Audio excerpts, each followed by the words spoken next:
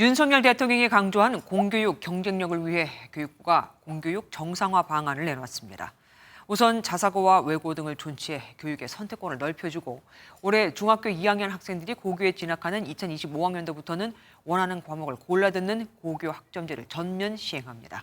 아울러 수능 킬러 문항 제외 논란과 관련해 내일부터 2주간 사교육 이권 카르텔과 허위 과장 광고 집중 신고 기간도 운영하죠. 교육부에서 뭘 발표해도 거기에 맞춰서 바로바로 광고를 내보내는 학원을 따라잡으려는 겁니다. 김민수 기자가 보도합니다. 킬러 문항에 대비한 자체 모의고사로 명성을 얻은 서울 대치동의 한 입시학원. 조만간 입시 설명회가 열린다는 소식에 학부모들이 들락거립니다. 설명이 있다 그래가지고요. 설명이 교시가 수학이 전에 나왔던 것 같아요. 1부에서는 수시였고요. 지금 2부는 아마 정시하는 것 같아요. 그동안 정부는 수능이 공교육 내에서 출제될 것이란 설명을 반복해왔지만 킬러 문항은 어김없이 등장했습니다. 지난 2019학년도 수능 국어에는 아무런 설명도 없이 질점이라는 단어가 쓰인 초고난도 문제가 킬러 문항으로 나왔습니다. 학원가에선 준킬러 문항이 나올 것이란 분석이 나오기도 했습니다. 이주호 교육부 장관은 오늘 직접 브리핑에 나서 킬러 문항을 빌미로 커지는 불안감 차단에 나섰습니다.